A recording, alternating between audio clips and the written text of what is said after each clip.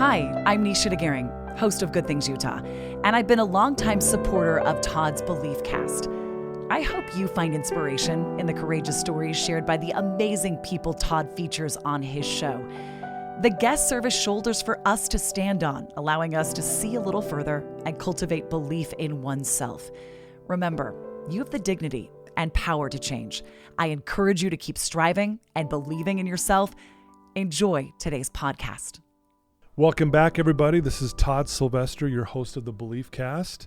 Thank you again for tuning in week after week. You guys are amazing. Thank you for believing in me and in this cause and the things that we're doing. These stories that are being shared week after week are literally saving lives. And these guests I bring on, I'm like you guys. They're astonishing, and I just think people are astonishing. And today's going to be no different. I want to thank my sponsors as well. Thank you for believing in me. I couldn't do this without you, and your help has been a godsend. So thank you so much. You know, what if the hardest season of your life weren't where you were breaking, but where you were becoming? On today's episode, I sit down with Kallie Dalley, a transformational grief coach, a speaker, a mom, a widow, a podcast host. And she's a guide for what she calls the middle, the sacred space where life no longer looks like it once did and hasn't quite become what it will be. Through her work with Made in the Middle, Kallie has helped people navigate grief, identity loss, and the uncomfortable in between, where healing and growth collide. Her message is powerful. You're not lost in the middle, you're becoming rebuilt there.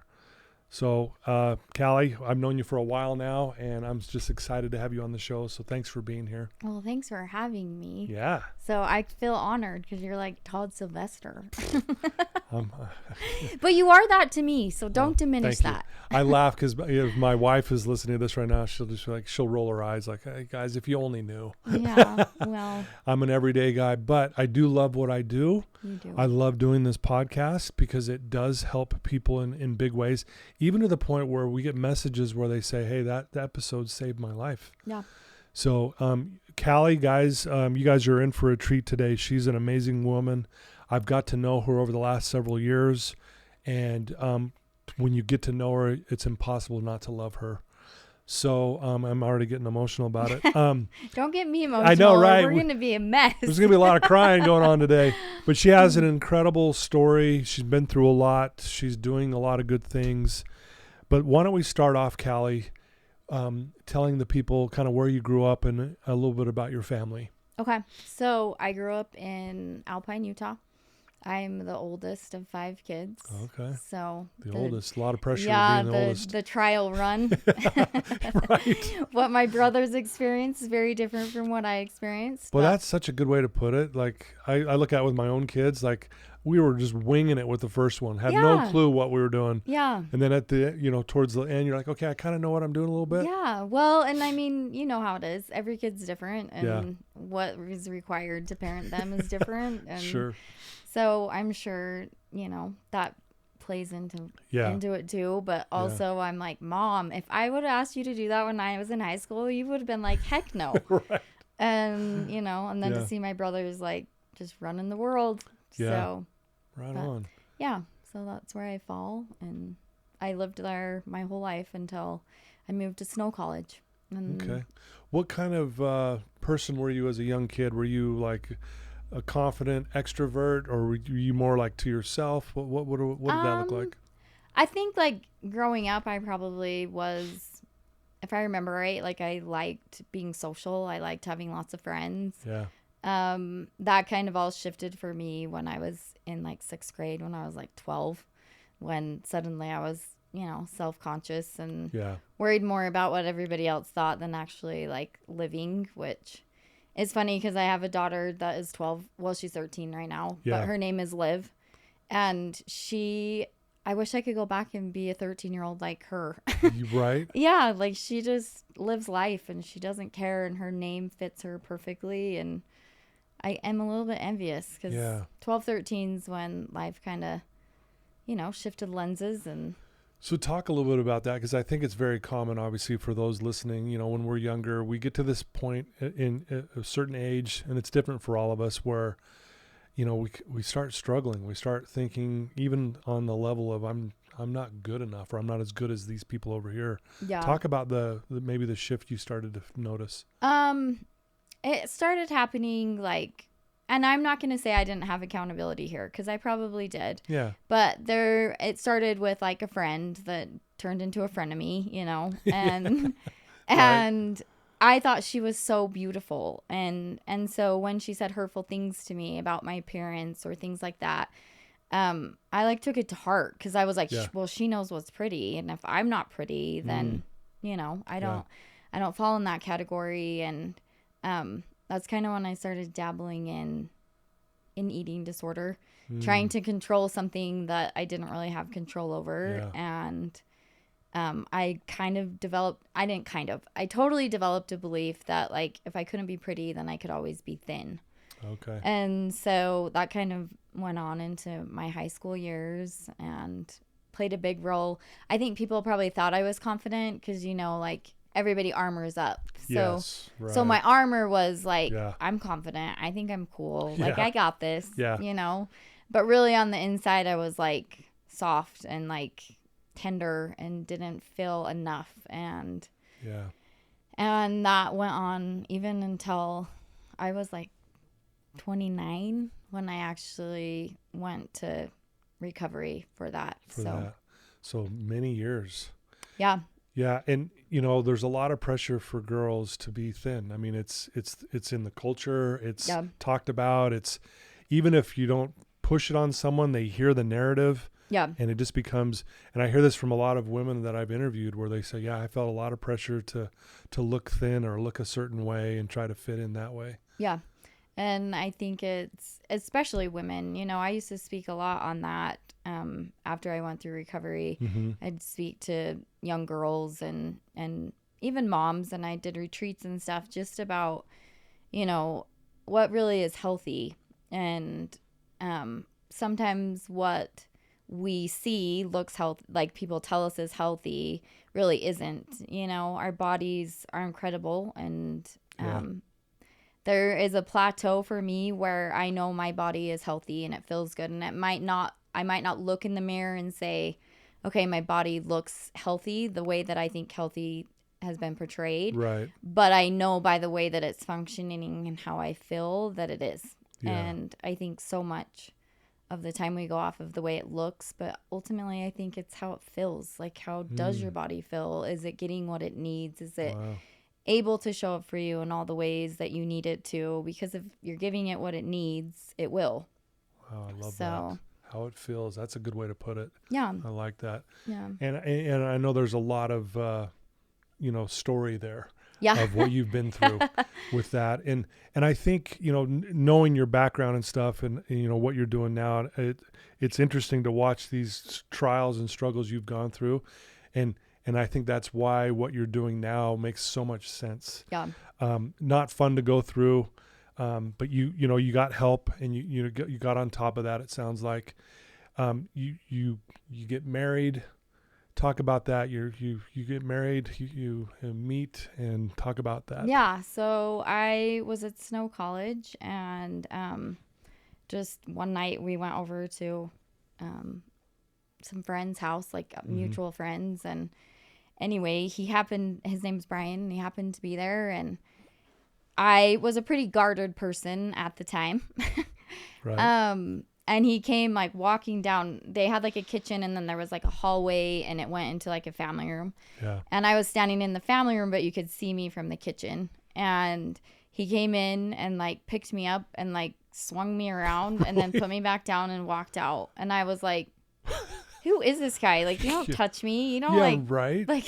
Personal space, bubbles here, people, But it was kind of one of those where I was totally put off by it, but then he kept kind of showing up, and was he on a dare? Hey, I dare you go swing that girl no, around. I don't even know why he did that.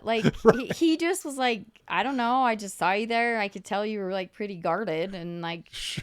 Anyway, and the funny thing is he had a girlfriend at the time. And anyway, that's short fun. story, we just started dating, and we dated for 2 years before we got married. And okay. Yeah, I had 5 kids. 5 kids, yeah. Yeah.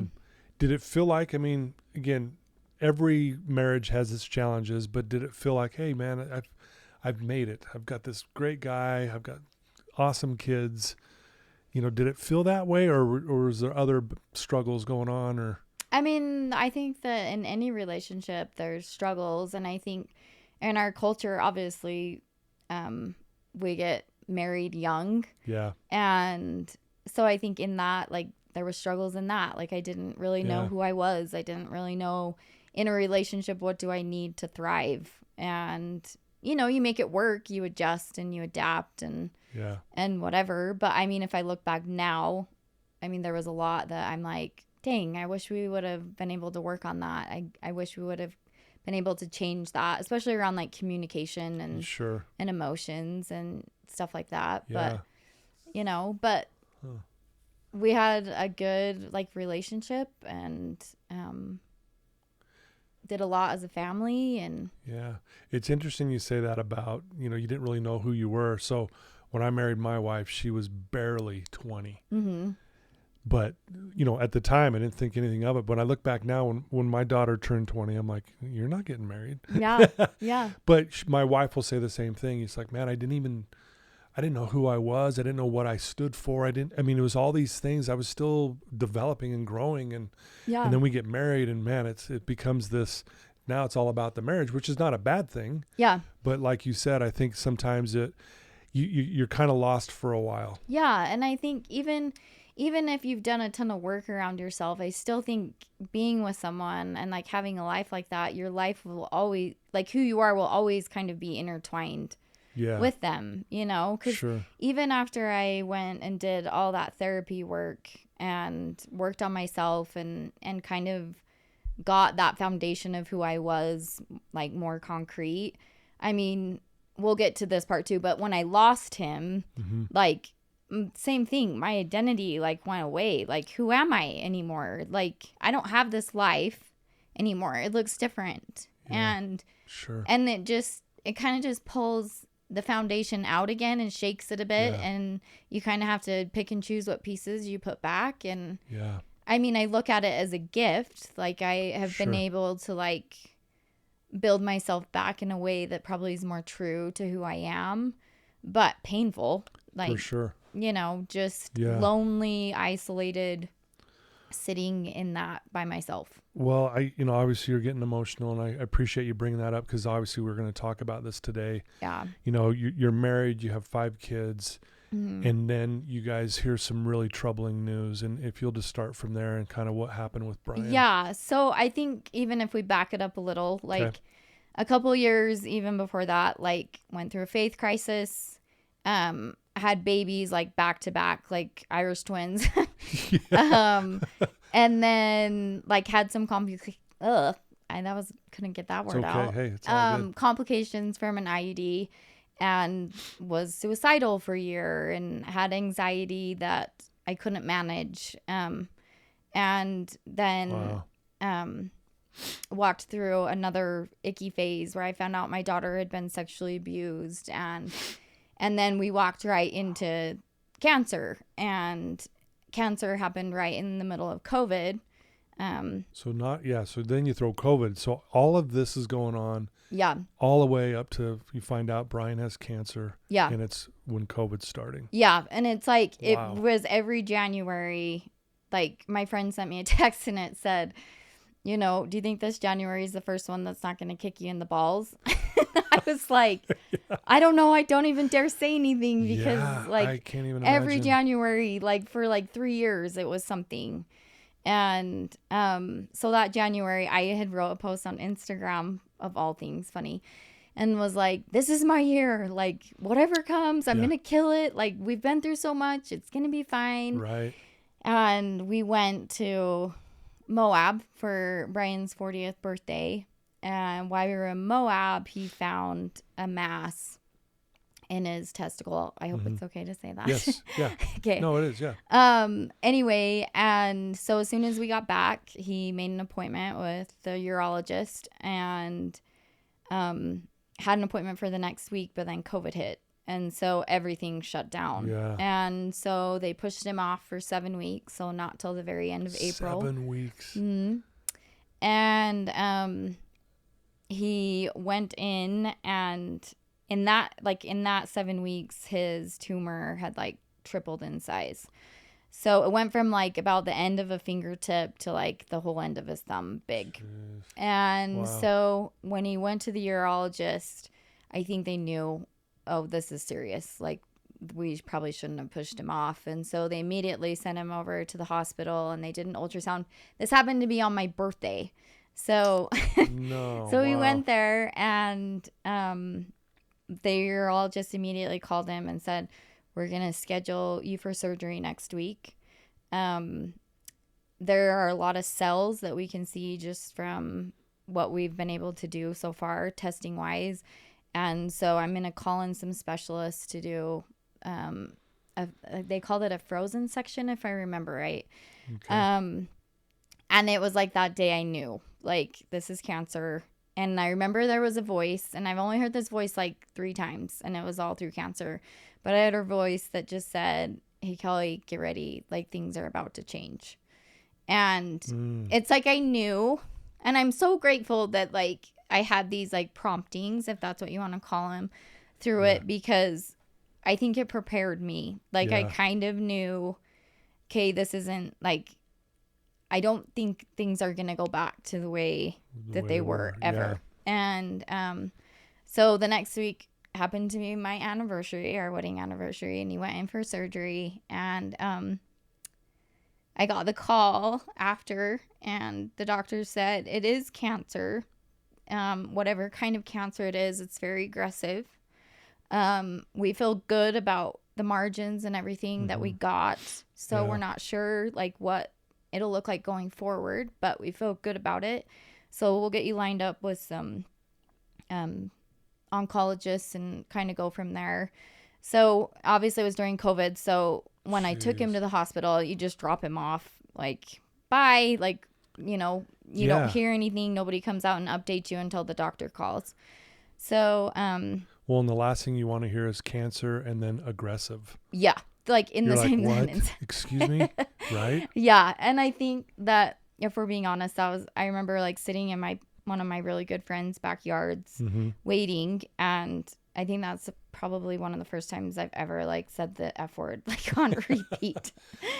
Like, and my mom was there, and she absolutely hates that word. But I was like, I don't really care what you think right now. Like, I just need a minute, you know? Yeah. I need to release some of this pain and stress I'm going through. And that was your way to do it. And no judgment here. Feeling overwhelmed. And anyway, and so I went and picked him up, and we drove home, and we spent the next week meeting with oncologists. And the thing that's really cool about the cancer world is you don't get a lot of times know-it-all doctors. Like, they are on panels with other doctors from around the country. And they're all consulting on your case, especially our case, because his kind of cancer was super rare. Yeah. And so they would get on these phone calls, and they'd all consult and kind of try to decide what they thought would be best for your situation going forward. And ultimately, they decided chemo, they told us, on this kind of cancer didn't work. So that wasn't like their first option for us. Radiation and surgery are usually where they see the best results. So his cancer was called a spindle cell sarcoma. Most sarcomas are bone sarcomas, and his was a soft tissue. So it was even more rare. Again, really rare. Yeah. So if I can just pause you for a second. Yeah. Okay, here you are, you got this news, he's had his surgery, they've confirmed what it is, you know, how are you navigating this? What are you feeling? Are you looking at your kids differently? Are you like, are you freaking out? I mean, obviously you had that moment where you're dropping the F-bombs, but I mean, how are you navigating this, and emotionally and mentally, not only yourself, but Brian as well? I mean, for me, I'm a mess, right? Like, inside, I am going to worst case scenario, because when you get on and read the statistics of spindle cell sarcomas, like, once you get to stage 4, it's like a 0% chance really that you're going to make it to 5 years. So initially we weren't a stage 4. So initially it was a stage 1 because it was like localized, but it was a high grade. Okay. And that means it's aggressive. The cells are reproducing really fast and it's growing. So I remember like sitting in my friend's car, and like if we go back to when I was like suicidal, I'd started doing yoga. So in the middle of that, like I'm going to the yoga studio like nonstop because like what can I do to keep my mind in the right lane here? Because it's really easy to want to go spiraling down to the rabbit hole of hell. Right. And so, you know, but I remember coming home from yoga one day and sitting in the car with her and being like, he can't die, but I think he's going to. And, and, you know, and he ultimately at that time chose not to do any treatments, because when you're 40 years old and they're like, okay, well, if we do radiation to your pelvis area, like you might have to wear a diaper for the rest of your life. And, if you were 70, we'd be like, absolutely. Like, this is what we're doing. For sure. But you're 40 and, you know, so we're going to let you choose here. And I remember begging him, like, please do everything. Let's just do everything. Let's check every box. Because I don't want to lose you. I don't want the kids to not have a dad. And like, if that's what we have to do, then we should do it. But I also knew, like, ultimately it was his choice. Like he got to decide because it was his body, and I don't know what that feels like to be told those things, you know. Sure. So he ultimately chose not to do anything, and 6 weeks later, so by the time we met with all the doctors, we're like into July, so about 6 weeks after surgery, well, I guess it was like 2 months if we're being totally honest. So in August, it had come back, and it had come back where it initially was, and then everywhere they'd cut him for surgery also now had tumors in it. Oh, wow. And so at that point we're like scrambling, because it's like, okay, this means business. We're not like, we're not going out of this without a fight. So then, you know, I go into detective mode, and I'm like, well, I'm going to find the best oncologist. And the honesty is I went through all of these oncologists that are sarcoma oncologists all over the nation. Mm-hmm. And the honesty is I was looking for light in their eyes. Who has light? Because I don't know why. Just, I knew that was big. I needed someone who had light. And, so we found Dr. T. Her name was Dr. Now I can't even remember her last name, but her first name was Tamara, but we called her Dr. T. And she worked at the Mayo Clinic in Phoenix. And so we decided to just pack up. And you saw the light in her eyes. Yeah. Like I remember looking at her page, and her thing said something about... I wish I would have been more prepared right here, but no, you're okay. It said something about being God's hands. And I looked at her picture, and like I knew that I like felt comfortable with her. Yeah. And so me and Brian immediately contacted her office and went down and did like an evaluation kind of thing with her. And I remember her coming out. They took him back to do, and mind you, it's COVID again, so I can't go anywhere with him. So I'm just like stuck in waiting rooms for like hours with like, been so frustrating. Yeah, face masks, and you had to. Nobody could shake hands or hug you. Right. Like everything was like an elbow bump. Hey, you know. And but I remember watching her walk out of the doors, and she came out, and she was like, "Your husband is cool as a cucumber." And I was like, oh yeah, that would so be how people would describe him, you know, just not ever. I mean, even when he coached football, people were like, he never loses his mind. I was like, oh yes, he does. When he's like pacing the sideline, Brian's pissed. That's right. Yeah. That's his pissed, you know, but I just remember like being so grateful for her. Yeah. And that experience, because The rest of our experiences with doctors and stuff was very different than at Mayo. You can see why Mayo probably has a lot of money and they pay big bucks because they just cater and they just take care of you. And, we'd go into her office and she'd give us a dinner card and it was always a quote, like an inspirational quote. She's like, take this home with you tonight and open it over dinner and have a conversation about it. And anyway, so we ended up meeting up with her and we started radiation. Me and him moved down there. And my kids stayed at home. School was starting, so we tried to keep their life as normal as possible. Yeah. So we just had family with them. And we started radiation, which if you've ever done, I've heard a lot of people say radiation wasn't like a big deal. Radiation for us was a really big deal. Like it was traumatizing. Probably for him and for me, because the way the radiation works and the dosing he had to get because of how they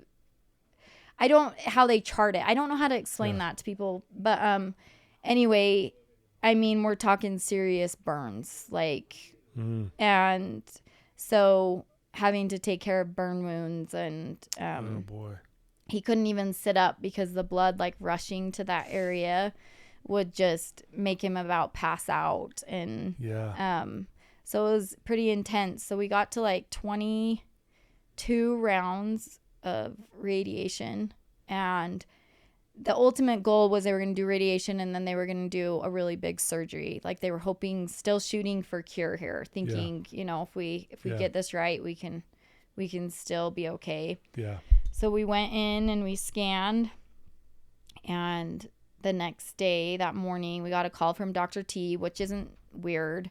Right. But something felt weird to me. And she was like, I need you to come into my office when you're done with today's round of radiation. And I remember telling Brian, something's up.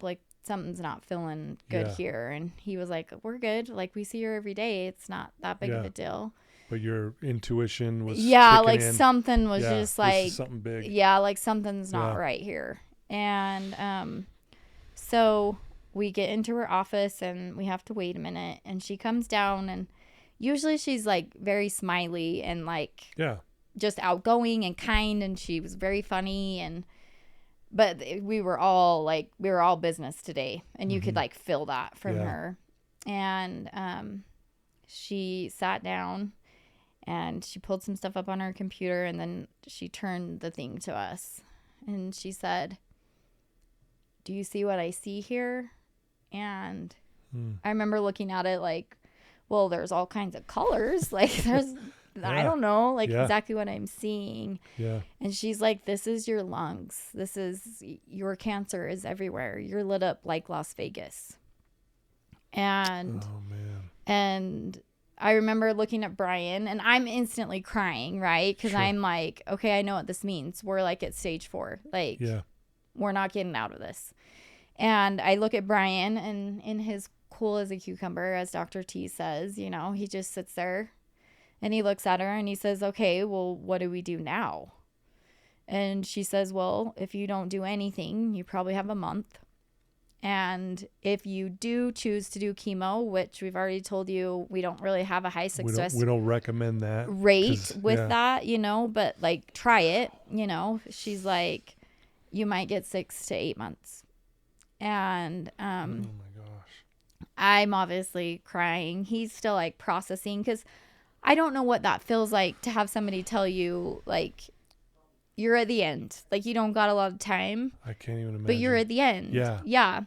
And she still wanted us to go get they were doing a specialty scan for the surgery, and she still was like, I still would like you to go do that, because now your oncologist is going to come up with a treatment plan. So we need to know exactly what we're dealing with. So I'd still like you to go. So I remember just driving there in silence, just nothing said between us. I was probably sniffling and crying, Yeah, but and I remember getting there, and obviously they take him back, and I go into the bathroom, and it just hits me like a wave. Okay, he's going to die. Like, my kids aren't going to have a dad. Like, our life is never going to be the same again. I want to take a moment to express my heartfelt gratitude to the incredible sponsors of the Beliefcast podcast. First, Craig from Craig Swap and Associates. If you need an attorney, he's your guy. Trustworthy, compassionate, always there when you need him most. Next, Wasatch Recovery, the greatest university on the planet, transforming lives one day at a time. Sandy from Minky Couture, the creative genius behind the most comfortable blanket you'll ever wrap yourself in. Comfort like no other. Special thanks to the award-winning pianist Paul Cardall for his beautiful music that brings inspiration to every episode. And like, we don't have a choice here. And I like went to the stall because I felt so dumb. And obviously I had to wear a mask. So like, imagine ugly crying. So there's like snot everywhere. It's the worst. And I just remember like sliding down the wall onto the floor and just like crying my eyes out. Because I was like, I can't go out there. Like, everyone out there they're dealing with things, but like, they didn't just get told that like their husband's dying. So I just sat in the bathroom and like got myself together. And then I walked out and got a new mask and just sat in the lobby and waited for him.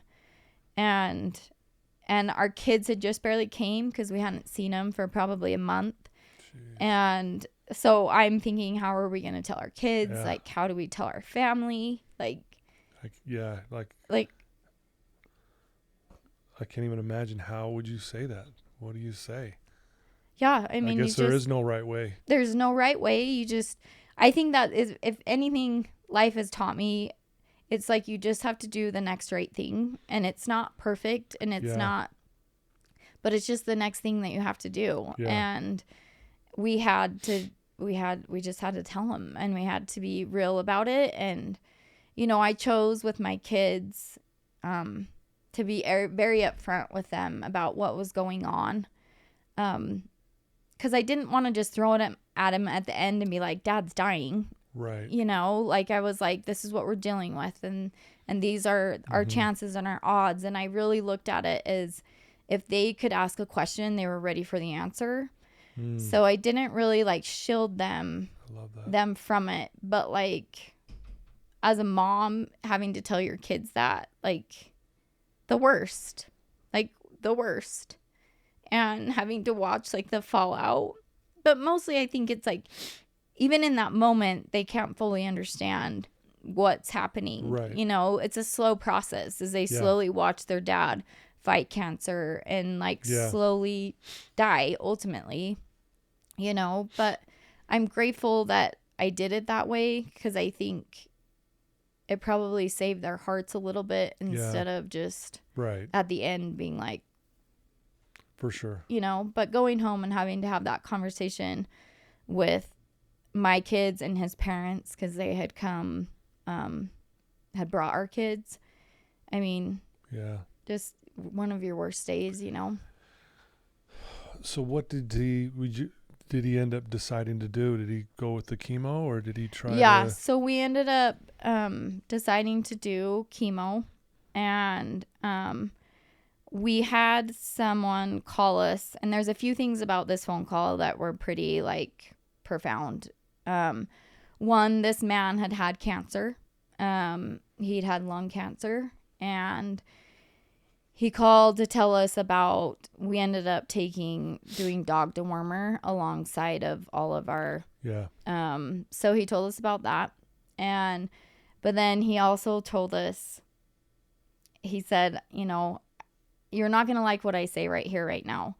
But one day you're going to look back and you're going to understand what I'm telling you. And he just said, cancer is like a journey and a gift of love. It's like the most Christ-like love you'll ever experience. And I remember like wanting to reach to the phone and like punch him, because I was like, that's what you're going to say right now. Like, I know you've been through cancer, but like right now, like, you know. Yeah, we're right here. Yeah, like that. I'm not feeling God's love right now. Yeah, there's no love here. Yeah, I'm feeling like, okay, I'm being punished. What did I do that was so like wrong, you know? But it's weird because he's so right. Like, I look back and that whole journey, I've never experienced love at that capacity ever. From others, from myself, from God himself. Like, I can honestly like say that those words are like true. But in the middle of it, absolutely not. Yeah. So, wow. So we did chemo. And I mean, like I said, we were given like 6 to 8 months, and we ended up getting 2 more years. So, like, unheard of. Lots of doctors just couldn't in itself was a gift, because there was more time than maybe you anticipated. Yeah. And I think that is something I kind of knew along, kind of that inner knowing, was I kind of just digested, we're not getting the mighty miracle here that like everybody wants us to get, you know, and ultimately you want it. But I like knew that God and my faith was big enough for time. Yeah. If that makes sense. It does. Like, yeah. So. Wow. Yeah. This is heavy. Heavy stuff. Yeah. Well, thank you, first of all, for your vulnerability today and sharing, you know, what you had gone through. And I know there's a lot more to that story. Yeah. But I do appreciate you being willing to come on, because I know a lot of people tuning in right now are in that same boat. They've lost a loved one to cancer. I've had a lot of people on the show who have been through cancer themselves and that kind of thing. And so for you to be brave here today and share that, and I know there's more and we want to talk some more here, but so, you know, Brian passes on, and you're now here, this single mom with 5 kids. Yeah. And that in itself could, you know, just thinking of that sounds overwhelming, you know.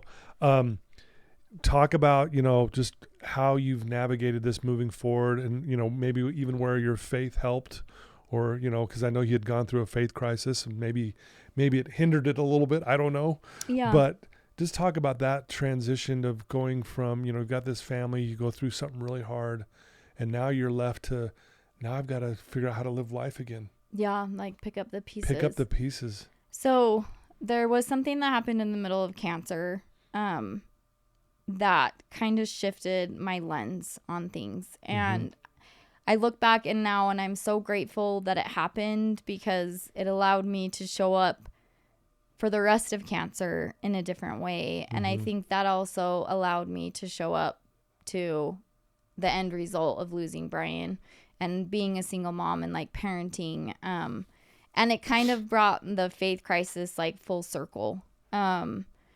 So it was one day after Brian had, he'd had a really rough day. One of the chemos that they had him on was super aggressive, and it affected neurological things. So they had to monitor him really close. Oh, okay. And so it was a day where he couldn't remember his name. He couldn't write his name. And I had a lot of anger that day. And I obviously had a lot of anger towards God, like, as we were going through this, because I kind of just felt like, what more can you throw at me? Like, we can't do any more than we're doing. Yeah.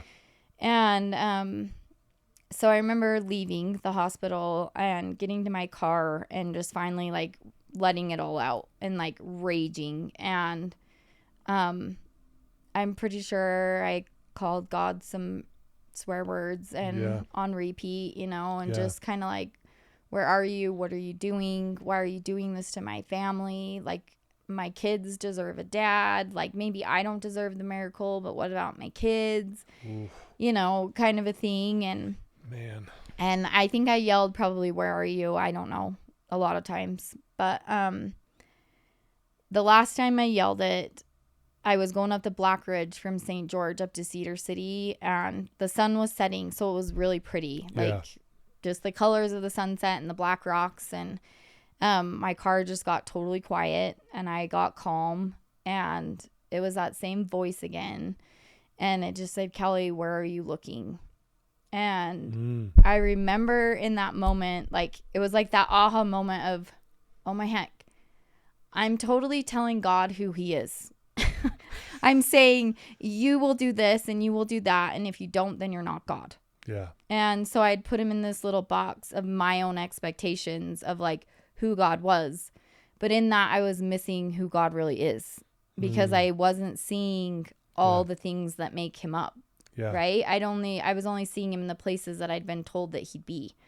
Yeah. And instead I decided to let myself experience like who he was in all of his ways. Right. Yeah. So I think through cancer, I lived more present and like bigger and more alive than I ever had, because of that, because I just shifted what I was paying attention to. I wasn't so focused on the mighty miracle. I was focused on what time we had left. And I think in that, like, it shifted a lot of things for me. Okay. And so when Brian died, I tried to live by that. You know, I tried to live by a saying that I always say, like, if not with you, then for you. So I tried to remember to just like keep showing up to life for my kids. But I remember when he like first passed away, I don't know if anyone else has like experienced this, but when someone has been sick for a long time and living in the cancer world, the anxiety of it and the constant change, and I mean, we lived in 6-week increments. Like, we'd do a round of chemo, we'd scan, and then we would get another 6 weeks, depending on if that scan, like chemo, was still working or not. Yeah. You know, and so I remember when he passed away, it was like this weight was lifted off of me. But then I felt so guilty that I felt that way. And it was like such a weird to like carry two truths, right? Yeah, that like I'm like missing this person and there's a huge gaping hole in my life, but somehow my life suddenly felt lighter. Like I didn't have all the anxiety of like when he was going to die and what does dying actually look like. And I think that's pretty common. I hear that a lot, you know, from parents who have lost a child even. That was struggling for years and years and years. And I do think there is some form of a relief where I don't have to watch them go through that. I don't have to deal with that. But I still miss them and I want them here, you know? And to know that like both things can be true and one doesn't have to be good or bad. Like they both hold their own weight in different ways. I like that. I think after losing him too, I think initially there was I think I've told you this before when we've chatted. Like, I feel like when we went through cancer, it was like a baby, like a newborn, like swaddled so tight. And you know, when you take like the swaddle off and the baby kind of like panics, you know? I feel like that was like after Brian died. Like suddenly everybody kind of goes back to their own life. The trauma that they see isn't there anymore because you don't have someone like fighting cancer. Right. But there's a new trauma, right? And so there was like this path of loneliness that I walked after he died of just being in a room full of people that I loved, but feeling totally alone because nobody in that room knows what it's like to lose a spouse. Sure. Like, you know, even though they love you and like they can have like compassion for you and they still don't know what that feels like. Yeah, which makes you feel alone. Yeah. Like, And so I think that was probably a year of that where I think everyone got really loud. There was a lot of voices of, I think, people that love you want to like help and they want to like direct you and they want to like fix this thing that nobody can fix. Like, I know nobody can fix it. I don't need you to fix it. I just need you to sit with me here, right? But the voices started getting loud. And then this is the part where, like, who's Kallie? What does Kallie want out of life? Like, suddenly all these dreams and, like, plans and ideas that we had aren't real anymore. Like, they're different. And so how do I go forward and not let all the voices of all these people. And that was something I had to learn is people's opinions are just what they think they would do if they were in that situation. Yeah. Not what they actually would do, because they've never been in it. Yeah. They don't know. But this is what they think. But what they think they would do. Yeah. And I had to stop giving that so much weight. And so I isolated, and I didn't talk pretty much to anybody. I had a hard time leaving my house. My mom during that time, she lived with me a lot of the time. She would make me get up and just do one thing. She's like, just get up, you do one thing, you can crawl back in bed until your kids get home from school. Yeah. But then you got to pick yourself up and get on the train. That's probably pretty good advice. Just do one thing. Yeah. But in it, I was pissed at her. I was like, leave me alone. I just walked some really hard paths. My one thing is going to be I'm staying in bed. Yeah. I'm not moving. Yeah. But she would make me get up and do one thing. And I'm so grateful now. Yeah. But in it, I was like, you have no idea. Yeah. Go away, But I am really grateful for her now and all that she did. Yeah. But at the time, I was and I think I just saw a video actually on it is there's a part of your brain that after trauma, it goes into neutral. Yeah. And in order to get it out, you have to move. You just have to do something.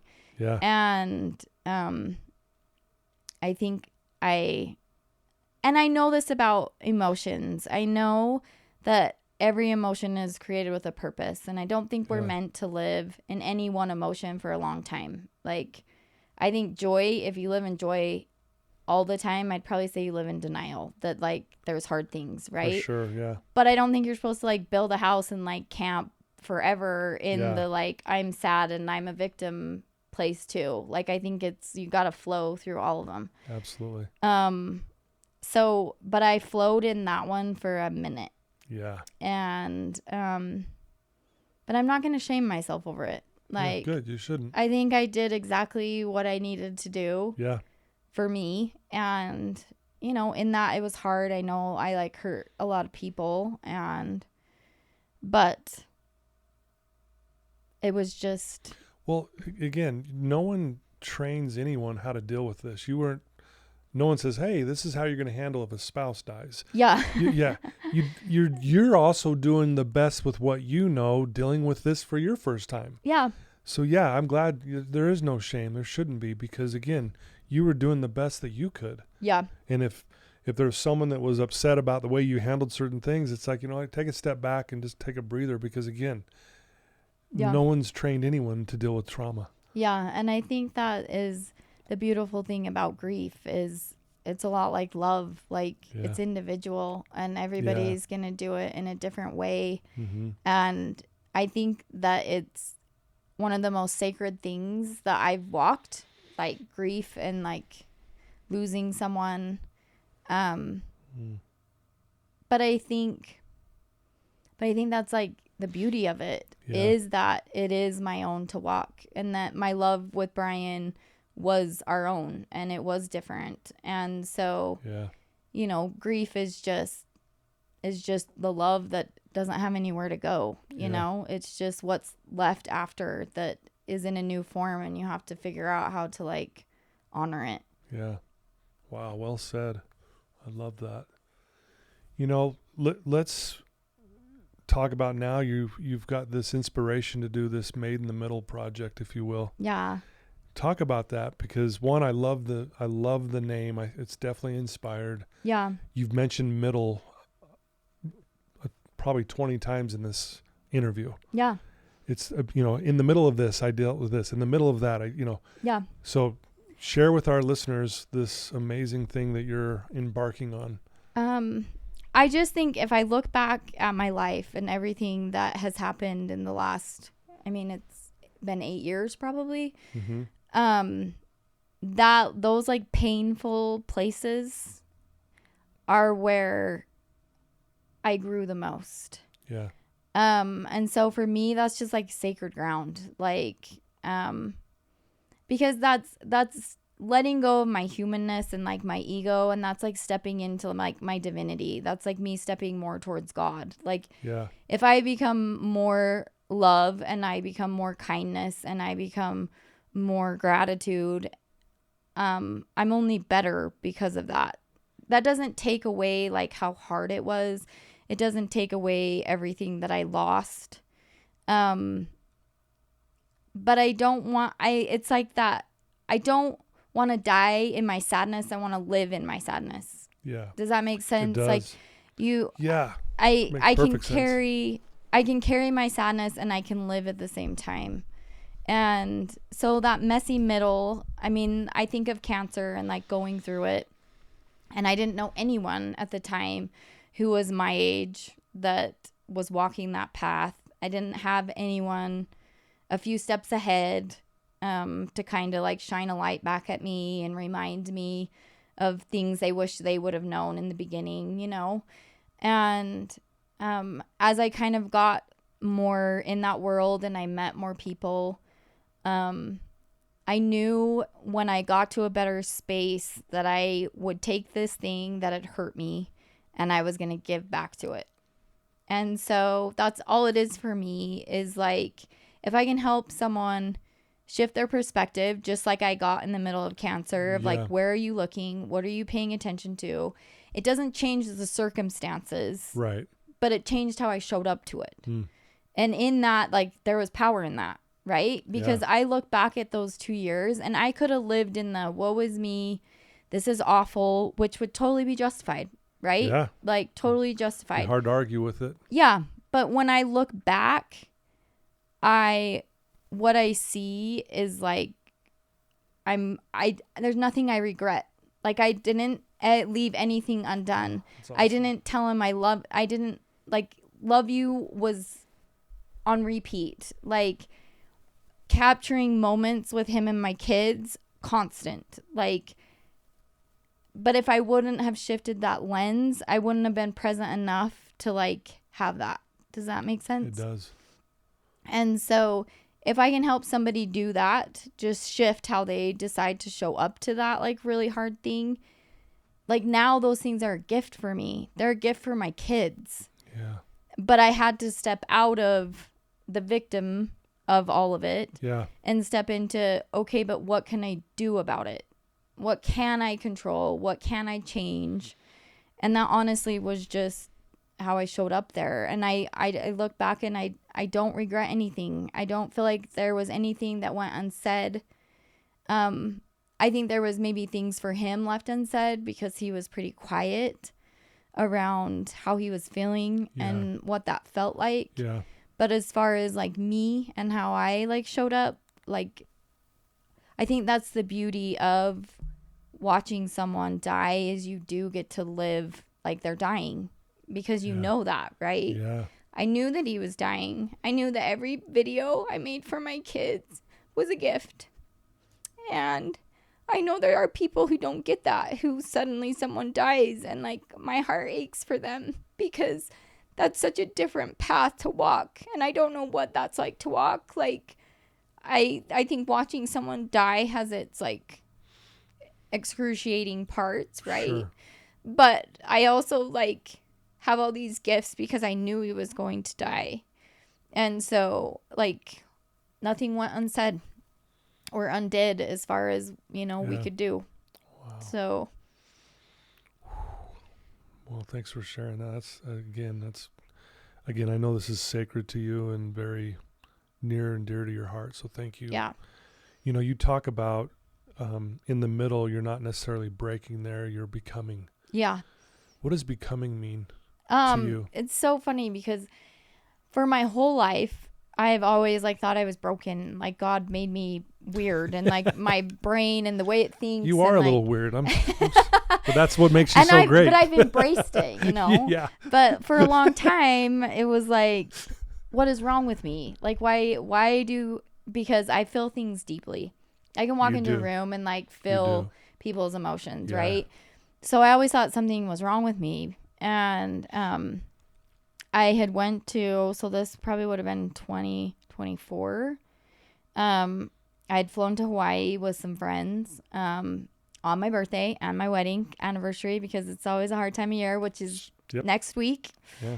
And here we are today. Yeah. I'm not running away awesome. this year. I've run away every year since he died. But I mean, you're on here today with me. Thank you. Yeah. Seriously, like, yeah. so much respect for you. No, thanks. Anyway, and one night we were sitting out under the stars, and it was just one of those where, like, we weren't really talking. We were just sitting on, like, laying on the beach looking at the stars, and I don't know, it just, like, came into my heart of, like, Kallie, you're not broken. You're just becoming. Like, there's this beautiful thing that's happening to you, and the process is messy, and it doesn't always look like there's results, or it's, you know, until you're on the other side of it. And so I actually went and tattooed it on my wrist. Yes. So I love it. Yeah. So when I was in Hawaii, got a tattoo. Rebellious. Rebel. You're a rebel. Yeah. No, that's a beautiful story, a beautiful experience that you had. Wow. And it goes along with what you, like, preach, right? Like, the power of our words. Yes. Like, broken to becoming, those are two very different, like. And they create two different lives. Yeah. Ooh. But, like, they could be viewed the same, right? Yeah. Like, in a way. Yeah. And so they're, like, parallel, but the power lies in, like, just the word that you choose. Yeah. And so I chose not to be broken anymore. I just have chose to become. Wow. I love it. Yeah. I love it. You know, and I love where you're taking this. You know, I know that you know, I've met a few times. And you know, you're always maybe a little hesitant, like, where do I go with this? And do I even want, do I want people looking at what I've been through? Yeah. But I think it was probably maybe 3 or 4 weeks ago, you basically, I could even pull it up. You sent me a text. You're like, dude, I'm all in. Yeah. I want to share this. I want to get this out there because I know, one, it's going to help other people, but I think at the same time, it's going to help me as well grow and do what I was meant to do now that I'm still here, kind of thing. Well, and I was so inspired by that. It was like I felt the force of that. And I thought that was really cool. Yeah. Well, I think that that's ultimately, when you go through something, you get to turn around and be a light keeper for somebody else. Yeah. You just get to turn around and shine the light, because ultimately, I think each one of us holds a key for somebody else to lock their own prison. And in order for that to happen, you have to, like, step into it a little bit. And it's uncomfortable for me, it's uncomfortable for me to, like, want to be in the spotlight. Like, I don't. I am okay just being in the corner, like, doing my thing for one person, Right. But at the same time, I just feel like I didn't walk all those things for nothing. Sure. And if I really want to heal from these things, I have to, like, give back to it. Yeah. I love it. And I love that you are doing this, because it's needed. There's so many people in your shoes that will listen to you and learn from you and grow from you because of the experiences you've gone through. So I'm so glad you're doing that.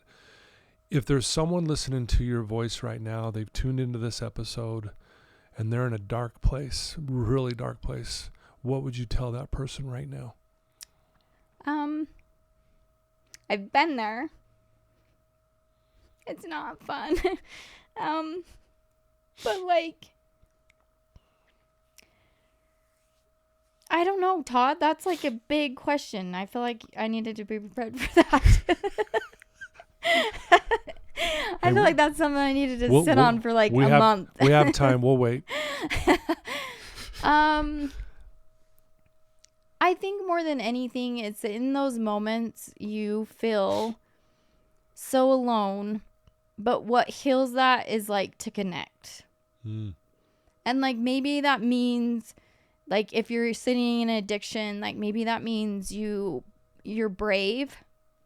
I always tell my kids, it's 5 seconds of courage and it's over to, like, do the hard thing, right? Yeah. Like, so maybe it's just 5 seconds to send a text to somebody that could help you. Maybe it's deciding, I'm going to go to that meeting tonight. Maybe it's deciding, maybe it's even just, I'm going to sit with this fully. I'm not going to, like, numb it. I'm not going to look away from it. I'm going to invite my pain in, and I'm going to sit knee to knee with it, and I'm going to say, teach me what I'm supposed to know. Yeah.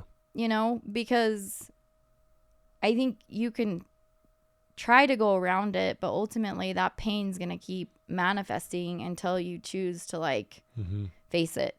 Yeah. And at least for me, like I look back and all those times where I did do 5 seconds of courage and I got brave and I looked my pain in the face. Like, that's who I am today. That's like the beauty of Kallie. Yeah. And so 1, just keep going. 2, try to connect somewhere. 3, be brave. Yeah.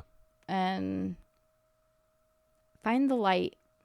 You know, like sometimes it's not like the light's just going to come shine right on you. Like sometimes it takes like taking a step to like move something out of the way just enough that the light shines back in.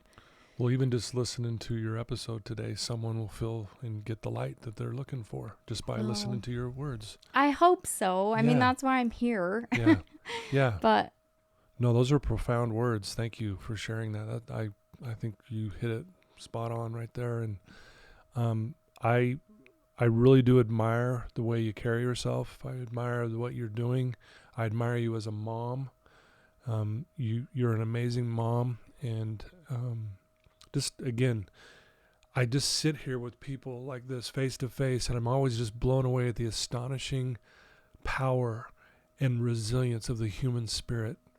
And you exude it perfectly.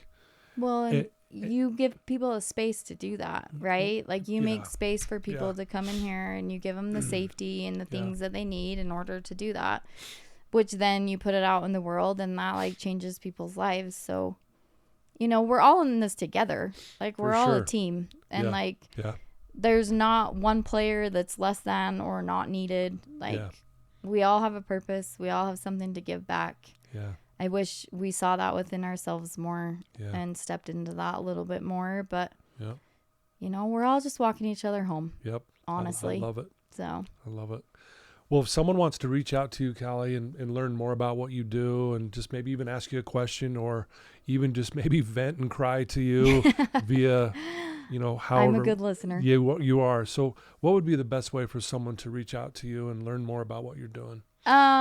So I have an Instagram page that's called Made in the Middle Method. You could reach out there. I am in the middle of a website, but it's not like totally up and going yet. I can give an email. Is that okay to give an email? As long as you're okay with it. Okay, so I'll just give my personal email for now, but it's just Kallie, Kallie Dalley. Yes, my name rhymes. Dalley @gmail.com. Kallie Dalley. Yep. So it's easy to remember. Yep. Yeah. So I love that. I'll put those in the show notes so people can get right to you and click right on those things. And so, that'd be great. But yeah, I encourage anyone listening to this, if you really are in that dark spot and maybe you have a loved one that's going through cancer, or you're struggling with an eating disorder, or you're trying to navigate kids after a loss, whatever it may be, reach out to Kallie. She is, like she said, she really is a good listener. She's been through it. She'll cry with you. Right? I don't ever cry, Todd. Never. What are you talking about? Never. But yeah, so please reach out to her. If you have a loved one who's struggling, send them a link to this episode, and this will inspire them. And you can follow up with a conversation. I think that'll go really well for you as well. Thanks again to my sponsors. Thanks, guys, for tuning in week after week. Wasn't this amazing, guys? Wasn't this so great today? This was so great. Sometimes really hard to hear some of this stuff that people go through, but at the same time, I loved it when you said grief and love can exist at the same time. And I felt both today with you. So you're the best. Thanks for being here. Yeah, thanks for having me. Absolutely. Till next time, everyone. Love you guys.